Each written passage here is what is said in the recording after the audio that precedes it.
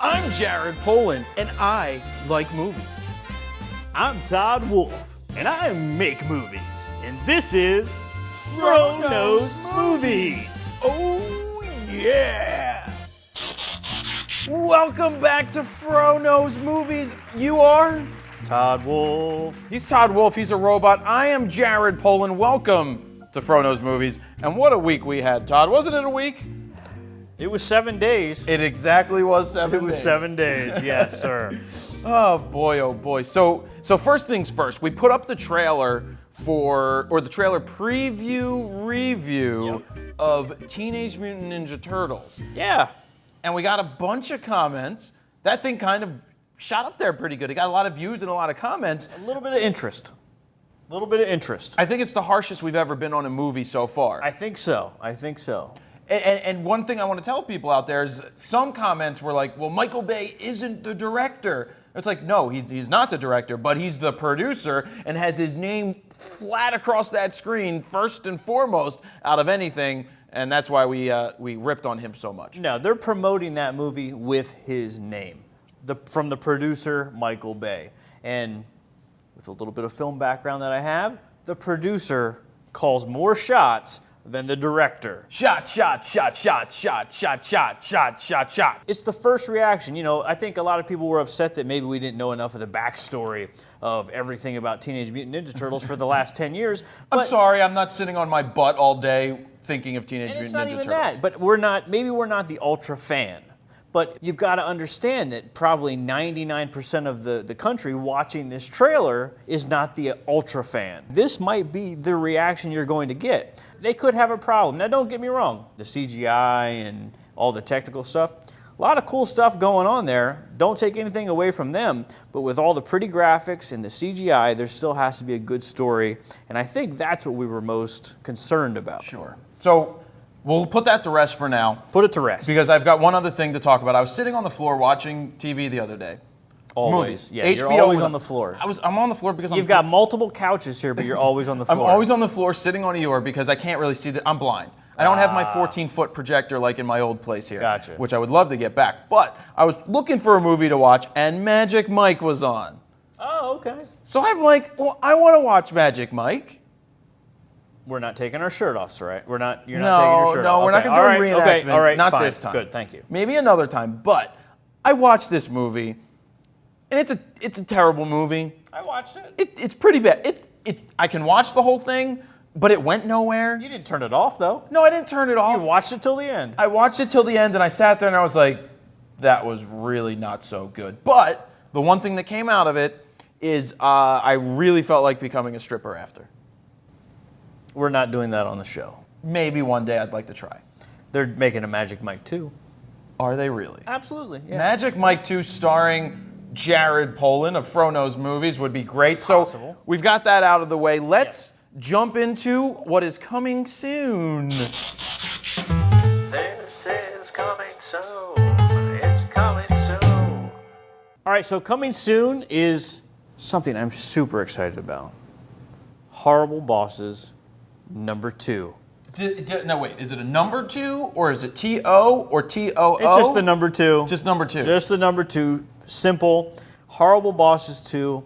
I was an enormous fan of the first one, and I felt like it was an underdog.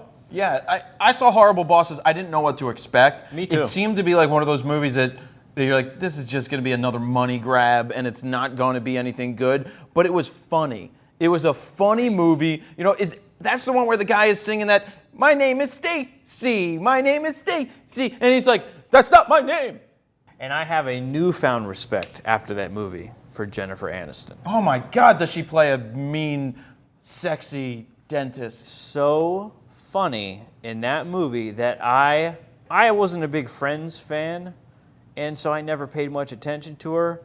After Horrible Bosses, I felt like she was one of the funniest women in film. But she does a great job in movies. Absolutely amazing. So I'm looking forward to this. I don't know it's something that I want to rush out and see. This is, again, one of those movies that if it came on demand and cost me $9.99 to buy it the day it came out, I would rent it at home. I'm going to go to the theater to watch this. I hope that we go see it together. If not, I will absolutely go see it. Or you'll be seeing it all by yourself. Well, maybe. Every angle of this I'm excited about. It's basically the whole team coming back out on this. The only difference is the director is not the same on this one. My only concern with something like this is that they try to repeat the same exact thing that they did in the first movie, and now this time the premise is a little different. They're not trying to kill their bosses. They're trying to, what, kidnap somebody? It looks like that. It's going to be a different set of circumstances. Hopefully things play out a little differently. I'm absolutely looking forward to it. I hope you'll join me. Sure. And it's Horrible Bosses 2. Yep, Horrible Bosses 2. Check out the trailer. Now let's see what else is coming soon. Dear white people. That's what I hear very often, but the movie is actually called Dear White People. Is that racist? D-E-A-R, not like a deer with white people, not like Bambi with white people. So give me a little bit of understanding about this Dear White People. This is a independent film. It was at Sundance, written and directed by a young filmmaker, Justin Simeon is his name, and this is basically based on his experiences at an Ivy League school. He's an African-American gentleman. I immediately had throwbacks to Spike Lee's School Days.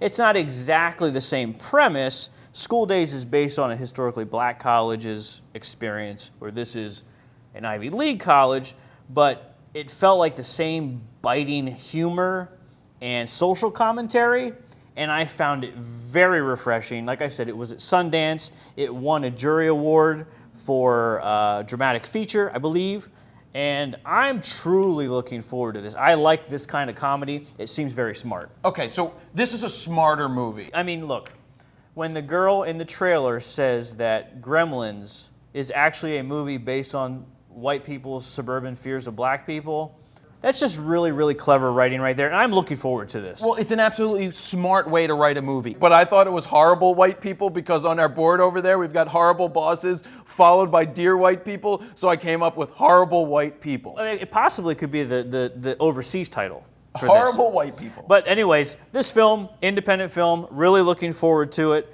I think white people are probably going to be like, what? What are you talking about? What's wrong with me? But it's not really about that. From what I understand from the film and doing a little digging, it's about people finding their own identity when they're surrounded by people different from themselves. And these African-American kids, being in a predominantly white Ivy League school, are probably having some issues. I look forward to seeing what they come up with. I also look forward to seeing Dear White People when that thing comes out into the movie. So let's see what else is coming soon. Who likes going and getting interviews? I mean, I love interviews. I love being interviewed. You like talking about yourself. I do. When people ask questions about me, I'm all about it. But the interview, we have Seth Rogen and James Franco, again, working together on another movie with the premise that they are two CIA agents. Reporters. Reporters? They're reporters, and then the CIA talks to them about killing Kim Jong-un, Yes. Kim Jong-un, who is Yes. the son of Kim Jong-il, Yes. who was also famous for being in another movie, Team America. Fuck yeah. Release the Tigers. Funny movie. I forget how it went, but yes. Funny So movie. this is in the news right now because Kim Jong-un has sworn that he will open the gates of hell and all this stuff on people if this movie gets released. Nobody is afraid of King. Well, they should be kind of afraid of him because he does have nuclear weapons. I guess so. So what do you think, Todd? You've got the interview. Is this a movie you're going to go see? I'm not really too excited about it. I'm not racing to the theater on this one. Unless something drastically changes or I see a different trailer, I'm probably going to wait and watch this at home. This is another LCD movie. Lowest Common Denominator, as Todd would say. Mm-hmm. Yes, that is an LCD movie. I like that term, by the way. You're welcome. This is not a movie that I am going to go spend money to go out and see. But on the other hand, it's going to do $40 or $50 million because of the people that are in it. Seth Rogen is gold. Seth Rogen with, what's his name? James Franco. Yeah. Is gold. It doesn't matter what these two do. There's going to be laughs. It's going to be funny. It's probably going to be cute and stupid, like most of the movies they do. It's not going to lose money. It will not lose money. It's a sound investment. I'm just not in a rush to see it. No, and you know what's funny? A guy like Adam Sandler has lost his credibility over the years to put out these type of movies, but Seth Rogen keeps putting out hit after hit after hit that just does well. Yep, and I'm just hoping that we don't ever get to the point where we get a little tired of that humor. I'm hoping he keeps it on the straight and narrow. I enjoy most all of his films, and I'm looking forward to this one, but I will look forward to it at home. Exactly. That's another one that would end up being at home. What do you guys think? Is this something that you are going to see? Is this something that you would pay to see in the theaters, or are you waiting for it at home? So, speaking of home, it's time for Home Flicks.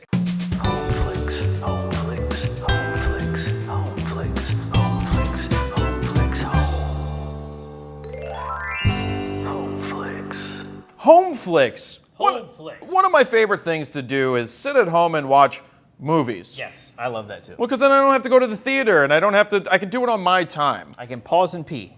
Well, I usually don't, we've talked about this before, don't have to pause and pee when I'm at home because I'm not worried about it. But what was this week's home flick, Todd? The Way, Way Back. How far back did this way back go? Well, the way back didn't go too far back because it's more so referring to the way back of a station wagon. The old school station wagons that had the little flip-up seat in the back. That's what it was referring to. Did you know that my dad, being a traveling salesperson, always had a station wagon? With the way back? Oh yeah, with the way back. It would Awesome. flip up. But the problem was, you know how safe they were? So Hard. safe that you could not get out of the back of it. You couldn't, from the inside, open the tailgate. The perfect death trap. Well, you had to climb back over the seat to then go out the door. But also, if you got hit from behind, which it happens. If you got hit from behind, you got smashed and you were done. My grandmother had one, and I thought it was awesome to sit back there. But that's what the way back refers to. This was actually a recommendation, I think, a few weeks ago from some of our viewers online. So we decided to take it in, and I'll let you go first. Go ahead. What'd you think? So here's my thought on the way back. It's a great movie to sit at home and watch. It flows very well. The story is great. You may not have the biggest stars in it. You have Steve Carell, who's taking on a different type of role. It's not really a comedic role. No, he's kind of a dick. He is actually a big dick in this movie. He's kind of a dick. But what I love about this movie is that you've got the main actor, that kid. Young I kid. don't even know what his name is. I think he's a new face. He's a new face, but he's kind of like an outcast. He Shy. He listens to music. Well, we all listen to music, but he's a recluse. He keeps to himself. Yeah. He's not getting out there, whereas his sister, on the other hand, she's a whore. Which we can both relate to. What? Being shy recluses. We are. I think we both can relate. We do. We both are kind of like that. Let's not get ahead of ourselves. Right. We both relate to this child. We do, but yeah, I do. I honestly can think, now that you say that, I'm kind of similar to him. So he's lusting over this girl, the neighbor girl, Oh, yeah. and I love little love stories like that. But what's cool about it is he's a kid without a clique, and he finds a home. He does. He finds a place that he sneaks off to every day during the summer, because it's a summer movie where he didn't want to go, but then he goes and finds something to do. And, some of the actors in this, there were some funny lines. Really funny lines. Maya Rudolph's in it from Saturday Night Live. Sam Rockwell's in it, which I think he's the manager of the swimming place. Oh, and he does a great job. Phenomenal. And plenty of very recognizable faces throughout. Really a solid film. One of my favorite films I've seen since we've been doing this. And it reminded me of a John Hughes film about a young person's experience where he comes out a better person on the other side. And on a very, very plus side on this, I actually sat and watched this with my daughter.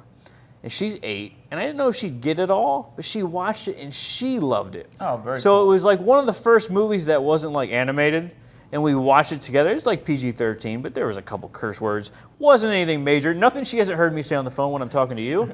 So if I had to give this a rating, I'm going to give it a 10. You're giving this a 10. I'm going to give this a 10. You would give it 10,000 out of 10,000. I really had no issues with this film. I enjoyed every step of the way. I had some initial issues with the actor at first, and then I realized by the end that I'm an absolute idiot and that he was supposed to be playing this recluse and shy, and then as he opened, I was dumb, and the movie was smart, and I loved it, and it's a 10, and What do you think? So what you're basically saying is that there's no way that I can one-up you this time on the number scale. You could. But I'm not going to. Okay. I still think it's in the 8.5 Okay. to 85, maybe about 8,720. That ain't bad. Somewhere around there. It was good. I really enjoyed the movie. I think if I watched it a second time, maybe I'd feel differently about it. But I guess a lot depends always on your mood and how you are at the time. I agree. And watch The Way Back. I think it's on HBO, maybe Showtime, one of those. Yeah, and keep in mind, guys, for a home flick, if you look on iTunes or you look on anywhere, it could be $2.99 or $3.99 just to rent a movie like this to sit at home and watch. So that is the movie, The Way Back. Both of us highly recommend that you check that one out. So go ahead and do that. And now it's time to move into the pitch. And here's the windup and the pitch. It's out of here. Here's the pitch. Tucker and Dale versus Evil. I pitched you this week. Yeah. Tyler Labine is up in that thing, and it's a comedy horror mashup. Again, it was recommended to me. I found it humorous, and I'm curious what you thought. So Todd, second time recommending a movie to me or giving me the pitch. The first time was Bong Water, which was the most worthless piece of garbage in the history of movies, one of the. And now he goes ahead and recommends to me Tucker and Dale versus Evil. Yes, versus Evil? Versus Evil. Something like that. Yeah. I get it. It was terrible, to say the least. It's a movie that you can sit there and I mean, I watched it. I don't know that if Todd if he didn't recommend it, whether I would sit there and do it. It's kind of funny and cute in certain ways. The idea that it's like a spoof on horror movies because people keep dying, but they are mistaking them for the people that are doing it. Mm-hmm. And it's kind of funny how it ends, and Tyler does a great job in the movie. But I'd rather have this be like a 35-minute movie and condense it down into something better because it just seemed to go on, and I just wanted to have it end so I could stop watching this movie. I personally had some issues with how it ended.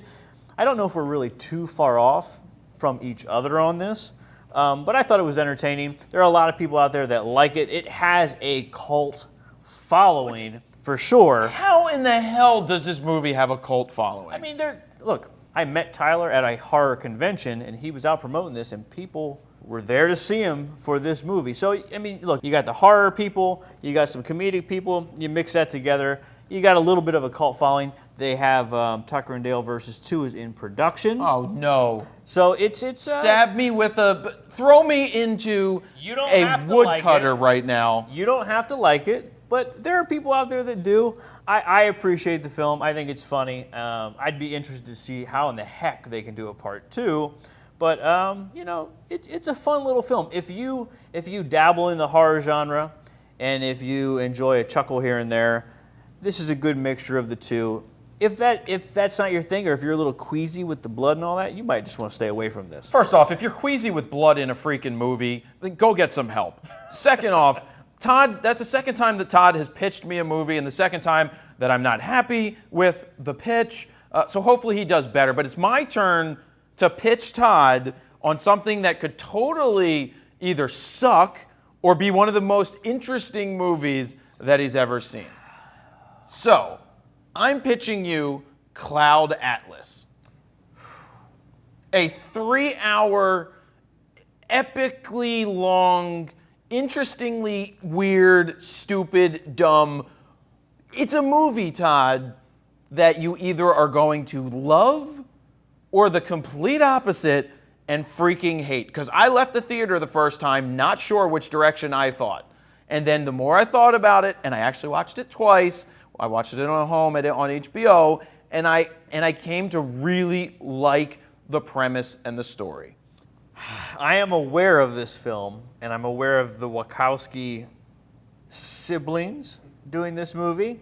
They've done some amazing things on the filmmaking side, so I mean, I don't expect absolute dog shit, but at 3 hours, they could be pushing it. Well, the premise, I'm going to give you the premise of the movie. do. I'm going to give you people the premise for this movie. It spans 500 years. Yes, and the characters in this movie all play 5 or 6 different roles in this movie. So a guy could end up playing a girl at some point, and a girl may be playing a guy that could be an Asian, could be a black person, could be a white person, could be a future person. It's weird. All right, it's weird, but Tom Hanks is in it, that Halle Berry woman is in it, that there's a lot of other people that I can't think of their names. You can almost have me at Tom Hanks. Yeah, Tom Hanks is fantastic. but I felt that this movie, what the problem with the movie was they tried to get all of the storylines in, and it just condensed it too much into the 3 hours. This is the type of movie that should have been on HBO as a short series of 24 or 25 episodes so that they could play out each character's roles. And I'm just thinking back, there's some really stupid stuff in this movie that just doesn't make any sense.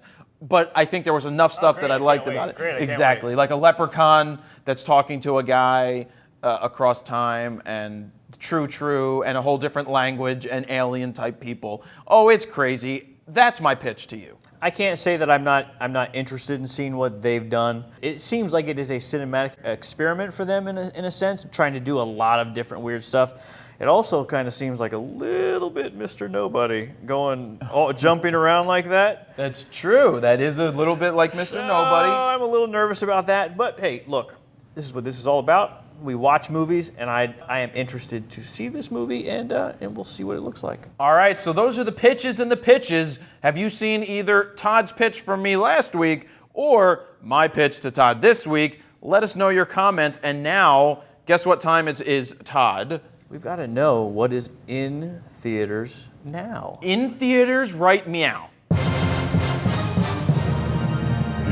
theaters now. What does this one do, Todd? It's a cassette player?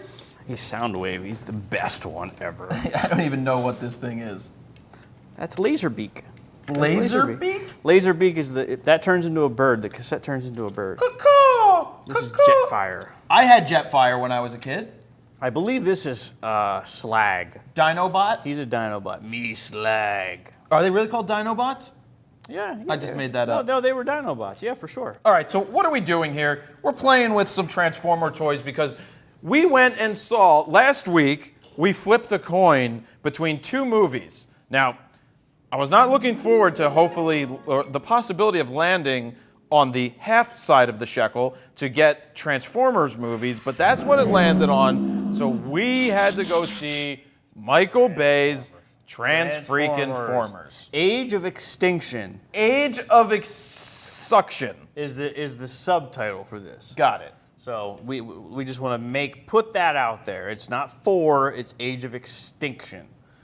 And I couldn't decide if it was about the extinction of the people, or maybe I feel like it might have been the extinction of the Transformers, because the people are hunting down the Transformers so they can melt them down so they can make bracelets out of them or something like that. But it's a very busy film, and it's a 2 hours and 45 minutes. A very long film. It's a very long film. What did you take away from your nearly 3 hours of Transformers? So surprisingly, for the first half an hour or so, I was enjoying the story. I thought it was cute. I thought it was funny. Look, I think we found a Transformer. I think we found a Transformer.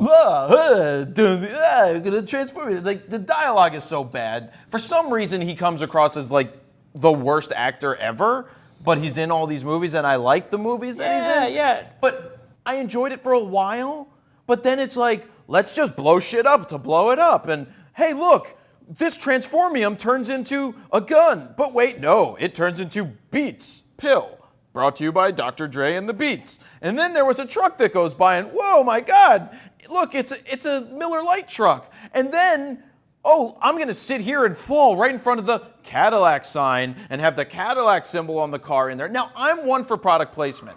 I don't mind product placement. I laughed. Nobody else laughed. I'm just sitting there watching as the truck goes by, and I'm like, and people are looking at me like, what? I'm like, you've just been product placed 12 times. Look, I mean, some of the stuff was kind of just in the scene, but when he stopped to drink a beer, Oh, and it was like, I was like, are you kidding me? All right, look, I get it. I don't think Transformers needs any help for paying for itself, that they need product placement. whatever. Oh, and every single car in this movie is a product. And the cars are fantastic. Yeah. Now, I did a little digging with my nerd on the street because look, the CGI is amazing. I'll give everybody that. I felt like the Transformers themselves didn't look as busy physically, like all kinds of gears and ratchets. I felt like they looked a little simpler, so it was easier to watch. But they were doing so many things that I had to really check with my buddy who runs a website called Transformer World 2005. And I asked him, I'm like, dude, what did you think of this movie? So come to find out that there are like 4 different major stories in this film that they've ripped from comics and different cartoons and things like that. So they literally just were like, yeah, that's a good idea, that's a good idea, that's a good idea. They're trying to appease fanboys with this film, but they're just shoving it together without any care if it makes sense. Do you want to know what I liked? What'd you like? I like the character, the sidekick that he has. Bumblebee? No. Oh, the mechanic. The mechanic guy who's TJ Miller. Is that his name? TJ Miller from Silicon Valley. Because he's in Silicon Valley, that's why I liked that part of the movie. He was great. He was funny as hell, and the daughter in the movie is not bad to look at either. But I don't care if she talks. Now, how about the boyfriend? He was Australian. He was a piece of cardboard. The boyfriend was so flat in this movie that I didn't care. I didn't care what happened. Now, they introduced dinosaurs, Dinobots in this movie with no backstory. Well, there was a backstory. It started with the backstory. In the first 2 seconds of the movie... They did not. Well, not the Dinobots on how they got them. No, in the beginning of the movie, there's the seeds. And they're I get that. turning the world into... But that's another story. Oh, it is? The seeds is another story. But they didn't give any origin story to the Dinobots, because as soon as I saw that happening, saw dinosaurs up the screen, I'm like, oh, cool. They're going to show the Dinobots' origin. Nope. Well, they did show an origin. They showed how they got there. They didn't show how the Dinobots came about at all, whatsoever. But let me just say this, first and foremost.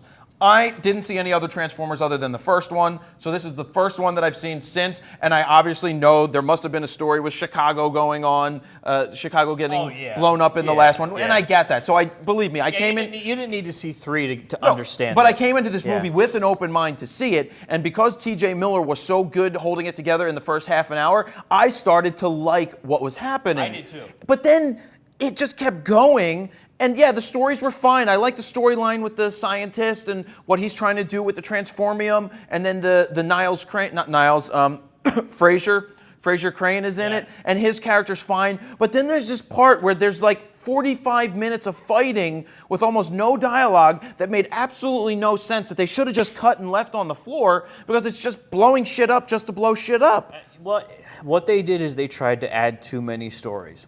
They added the Dinobots storyline. They went to China only to get the Chinese audience. I mean, and they did, to the tune of $92 million opening in China. It's a brilliant move from a money-making standpoint, but it made it really, really long. Like, I'm not ashamed to say it, but I almost fell asleep towards the end because it was so long. I was just like, what is going on with this? Well, I know you saw it with your wife and your daughter. I did. What was the consensus in the car on the way home? They both were like, it was all right. It was okay. Yeah. Like, nobody was raving for it. Nobody was like, can I buy the toys? My buddy, who's the big Transformers guy, actually told me that he actually has to go watch it again because he's not sure what he saw. Wow. Can we move on, though? Can we start to wrap it up? Transform and roll out. Give it a number. Wow. I'm going to give it a 6.5.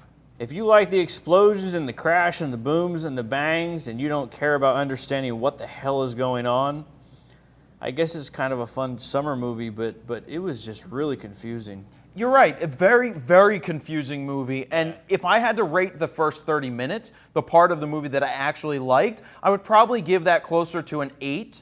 Okay. Overall for that part of the movie, but as it kept going, and I thought maybe I was going to like it. Yeah. You know, there weren't too many. It was funny. I take the dialogue for what it is and for what that it's a kids cartoon turned into a movie. They are commercials to sell transforming cars. That's what all these are. Well, it's But- American-made cars, except when they go to China, they bring the Cadillacs with them. That stuff didn't make sense. Sure. But overall, if I'm gonna have to go ahead and judge this, I know you like to say that no movie is worth below a 5. It just went, and I'm gonna have to go with a 4. It had to be a 4. The first part I liked, and then after that first half an hour, I was just sitting there going, what the hell is going on here? It's all over the place. Not to say some parts weren't enjoyable, but as a whole, it was just way too long. Could have condensed it, could have been a lot better, and that is really all I have to say about Transformers. I think you're spot on. I think it's 2 or 3 movies smushed into one. That first half an hour, where it was just them at the farm and just that slow pace, that story building, I could have lived there the entire time. And I agree with you. I think that's probably one of the strongest points, especially with the guy from Silicon Valley. Couldn't agree with you more. All over the place. If you're a huge, ginormous Transformers fan, you've probably already seen the movie, and it is what it is. Again, it's a lot. Yep, so again, what do you guys think? You saw it. If you did see it, what do you think about it? Is our take on it justified? Are we totally off base? Or do you kind of agree with us? Let's hear your thoughts. Leave comments down there on the YouTube or also on the Facebook. And now we're going to move on to what we're going to see next week. We call this the Review Per-Review. The review preview, a preview of the review. So, let's get to the review preview. So last week we flipped a coin to decide between Begin Again and Transformers won, and luckily for us, we did come to find that yes, Begin Again was released in 5 theaters during the weekend, and it wasn't playing anywhere near here. So Now, the closest one was up in New York on opening weekend for us, but now, coming into this new week, there's a couple of local art houses that are showing it, so I'm looking forward to this. I can't wait to see it. yeah, I'm hoping to get to see it as soon as possible, but with having to travel throughout most of the next week and working my ass off in Seattle, I'm not sure I'm going to be able to, but I am going to watch it before the next episode. And this is definitely a movie I've been looking forward to seeing. I love the music films. You can pop up on the screen the episode that we talked about it in more detail. Yep. Just in case you haven't seen it yet, that's up there on the screen. Go ahead and click that. It's going to take you right to the time and second where we talk about Begin Again. But really, this is a movie that I have expectations that aren't too lofty. I think it's going to be a B-type movie. It's going to be good, but I think it's going to fall short in some places just a little bit. That's probably a good place to be, because some of the best movies I've ever seen, I've gone in like, it's probably going to be okay, and then hopefully it'll be even better. I hope that it will be even better. So is this a movie you're going to see? Begin Again? I don't know. I hope you do. But really, Todd, I think we've come to the end of another episode. Already? Already, in only like 32 and a half minutes, we've come to the end. I think it's going to be longer, maybe 37 minutes because of the Transformers rant. It goes fast. It goes really fast. It goes fast. We knock these out. I Straight appreciate through, it. one take Willie and done. I love it. That's how I roll. Right. That's how I roll. That's how no you roll. rambling, straight through one take. Yeah, no rambling, my tuchus. I like rambling. I like talking. I like doing it. So, if you haven't signed up on YouTube, you can do so right over here. Todd? Not in my crotch, it's here. All right. Subscribe here. Subscribe here. And if you haven't checked out any of the past episodes, I'm going to save Todd some work this time. There is a box up on the screen that will take you to the playlist to watch episode 1, Good idea. 2, 3, 4, and 5. Last week I almost was gonna put them all over your face. Were you really? When you said all 4 episodes, I was gonna be like, pop, pop, pop, pop, pop, all over your face, but I was like, And that would have made too much work for me for annotations. So again, don't forget that these are also on iTunes. The audio portion is so that you can download it, you can listen to it in the car, you could hear the trailers that we do that are maybe 4 or 5 minutes, and listen to the big show, the long show, and everything else in between. Now, and I would also say, if you've only found us on iTunes, we do a lot of fun stuff visually with the YouTube channel. So if you are on the iTunes side, come join us on the YouTube side and check it out. We do some fun things. Absolutely. So we're gonna call it a day. You are? I'm Todd Wolf. I'm Jared Poland from FroKnowsMovies. Transform and roll out. Wait, I don't know how to transform and roll out. Wait, is this how it's done? That's what's hot in the streets. It's more than meets the eyes. I am Optimus Prime. More than 2.5 hours. It's 2 hours of. I'm Optimus Prime. I am calling all Autobots. Calling all Autobots. They are. You know what? They talked about that he's like only Autobots can repair me, right? But then he drives past another truck. But then Marky Mark repairs them. But he had holes and shells all over him. It made no sense. It's like they went to a theater in Chicago and. Why That's where he was hiding. No, he wasn't even in a theater in Chicago. That was just like they were in Texas. Oh, that's right. They were in Texas. So how did he? That didn't make any sense. I will tell you this. This is totally a million miles away. A million miles away. The new Optimus Prime. My brother's company built that truck, and they had little models at his office of the new Optimus. It's a Mercedes brand like truck division, and they built that fucking truck, and it's kind of exciting. No, that's pretty cool, but such a hole in the plot. It's like only my guys can fix me. But then all of a sudden they drive past another truck, and he transforms into the coolest truck in the world. And I'm fixed with flames. Right. Yeah. Calling all Autobots. We need to. And is that John Goodman's voice? Yes, the army guy, I forget his name, shit. But yeah, that's absolutely John Goodman. And the thing, and you know what the other problem I have is with Bumblebee. So do you remember Bumblebee on the cartoon? Bumblebee was a Volkswagen Bug, a yellow Volkswagen Bug. Bug, Bumblebee, Bugs, Bumblebee. Now he's like a sports car.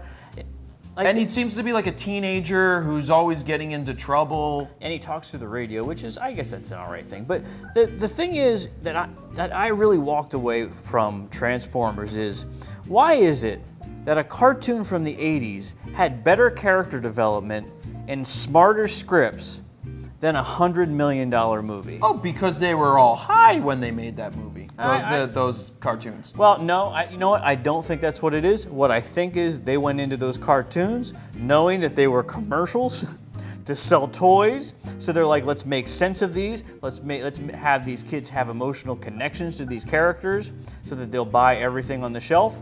And they just don't. I'll tell you a little back end story on this. Hasbro only gets like a tiny percentage of any of the money from the movies. And the movies do not really help to sell Transformers. It doesn't translate well for them. Doesn't transform into Transformer sales? On top of that, guess who gets a piece of every Transformer sold? Wait. Call me, Todd, me. Michael Bay Gets 10% of every Transformer sold.